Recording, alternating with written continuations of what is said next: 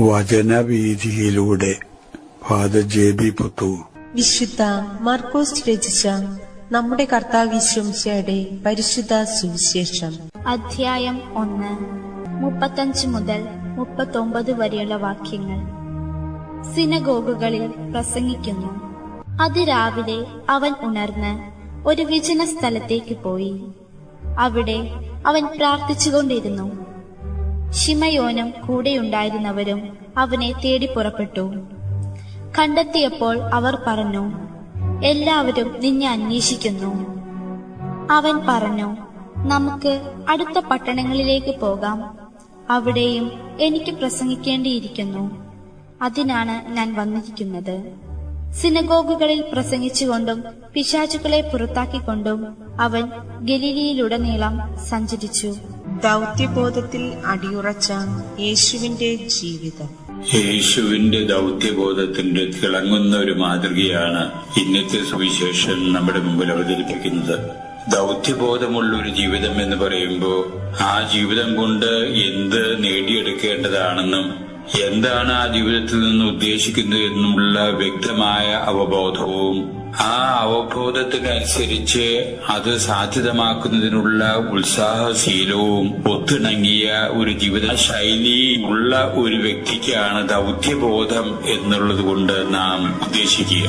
A sense of mission ഉള്ള വ്യക്തിയും അവസ്ഥയും എന്നതാണ് ദൗത്യബോധം കൊണ്ട് നാം ഉദ്ദേശിക്കുന്നത്. ഇന്നത്തെ സുവിശേഷത്തിന്റെ വിവരണമനുസരിച്ച് യേശു അതിരാവിലെ തന്നെ ഉണരുന്നു. പ്രാഥമിക കൃത്യങ്ങളൊക്കെ ചെയ്തതിനു ശേഷം യേശു ആദ്യമായിട്ട് തന്റെ പ്രവർത്തനം ആരംഭിക്കുന്നതിന് മുമ്പ് തന്നെ തന്റെ പിതാവായിട്ട് സംഭാഷിക്കുന്നതിനുള്ള സമയം യേശു കണ്ടെത്തുകയാണ്. തന്റെ പിതാവായിട്ട് സംവദിക്കാൻ വേണ്ടി ഏകാഗ്രതയും അതിന് ഇണങ്ങിയ സാഹചര്യവും ഉണ്ടാകാൻ വേണ്ടി താരതമ്യേന വിജനമായ ഒരു മലമ്പ്രദേശത്തേക്ക് യേശു പോകുന്നു. പിതാവുമായിട്ട് യേശു സംഭാഷണത്തിൽ ഏർപ്പെടുന്നു.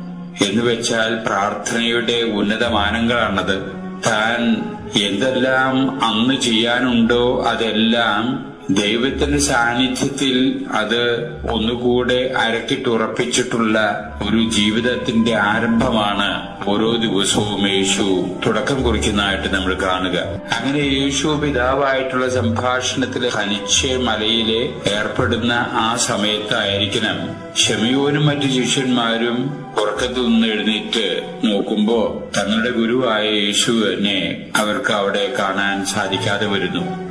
നിത്യപരിചയത്തിന്റെ അടിസ്ഥാനത്തിലും കൂടിയാകാം ശിമയോനും ഏതാനും കൂട്ടുകാരും ആ മലപ്രദേശത്തേക്ക് യേശുവിനെ അന്വേഷിച്ചു പോകുന്നു. അതിനു മുമ്പും യേശു അവിടേക്ക് പോയി കാണണം. അതുകൊണ്ടായിരിക്കണം അവര് യേശുവിനെ അന്വേഷിച്ച് താരതമ്യേന വിജനമായ ആ മലപ്രദേശത്തേക്ക് ചൊല്ലുന്നു. യേശു പ്രാർത്ഥനാനിരതമായിരിക്കുന്നതായിട്ടാണ് അവര് കാണുന്നത്.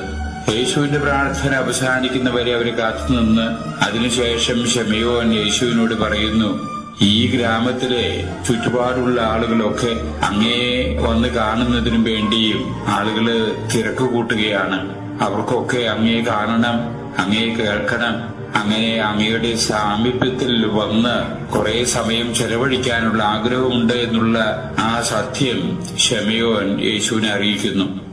യേശു അത് ശ്രവിച്ചതിന് ശേഷം ശിമയോനോടായിട്ട് പറയുന്നു, ശിമയോനെ, എന്റെ ജീവിതത്തിൽ ചെയ്തു തീർക്കേണ്ടതായിട്ടുള്ള സമയബന്ധിതമായിട്ട് തന്നെ ചെയ്തു തീർക്കേണ്ട പല കാര്യങ്ങളുണ്ട്. ഞാൻ പല സ്ഥലങ്ങളിലേക്കും പോകേണ്ടിയിരിക്കുന്നു. അവിടെയൊക്കെ സദ്വാർത്ത അറിയിക്കേണ്ടിയിരിക്കുന്നു. അവിടെ ജനങ്ങൾക്ക് പിതാവിനെ പറ്റി ഉള്ള വിവരം ഞാൻ നൽകേണ്ടിയിരിക്കുന്നു. അതുകൊണ്ട് പോകാം നമുക്ക് അവിടങ്ങളിലേക്ക് എന്ന് പറഞ്ഞുകൊണ്ട് യേശു യാത്ര തുടരുകയാണ്. നോക്കണം, വ്യക്തമായിട്ടുള്ള പദ്ധതികളും ആസൂത്രണമായിട്ടുള്ള രീതികളും തന്റെ ജീവിതത്തെ സംബന്ധിച്ച് ഉള്ള ഒരു വ്യക്തിയുടെ ജീവിതശൈലിയാണ് വിശുദ്ധ മർക്കോസ് ഇന്നത്തെ സുവിശേഷത്തിലൂടെ നമ്മുടെ മുമ്പിൽ അവതരിപ്പിക്കുന്നത്. ഇങ്ങനെ ജീവിതം മുഴുവനും ആസൂത്രണത്തോടുകൂടിയും വ്യക്തമായ നയപരിപാടികളോടെയും കൂടെ മുന്നോട്ട് നീങ്ങുന്ന യേശുവിനെ, ആ യേശുവിന്റെ ജീവിതത്തിന്റെ അവസാനത്തിൽ യേശു തന്നെ പറയുന്നു, എല്ലാം പൂർത്തിയായി, പിതാവേ, എന്റെ ആത്മാവിനെ നിന്റെ കരങ്ങളിൽ ഞാൻ ഏൽപ്പിക്കുന്നു എന്ന് പറഞ്ഞുകൊണ്ടാണ് യേശു ഈ ലോകവാസം അവസാനിപ്പിക്കുന്നതായിട്ട് നാം സുവിശേഷങ്ങളിൽ കാണുന്നത്. ധന്യമായിട്ടുള്ളൊരു മാതൃക, ഉദാത്തമായിട്ടുള്ളൊരു മാതൃക, അനുകരണിക്കാൻ ഉത്തമമായിട്ടുള്ള ഒരു ജീവിതശൈലി നമുക്കും മനസ്സിലാക്കിയെടുക്കേണ്ട ഒരു യാഥാർത്ഥ്യമാണ്. നമ്മുടെ ജീവിതത്തിലും നേടേണ്ടത് പലതുണ്ട്. അതിന് ക്രമാനുസൃതം ആസൂത്രിതമായ രീതിയിൽ ദൈവത്തിന്റെ മുമ്പിലുള്ള ആലോചനയുടെ പശ്ചാത്തലത്തിൽ അത് ചിട്ടയോടുകൂടിയും നിഷ്ഠയോടുകൂടിയും നാം അത് അനുവർത്തിക്കാൻ തയ്യാറാകുക എന്നുള്ളതാണ് ഇന്നത്തെ സുവിശേഷം നമുക്ക് നൽകുന്ന സന്ദേശമായിട്ട് നമുക്ക് ഉൾക്കൊള്ളാവുന്നത്.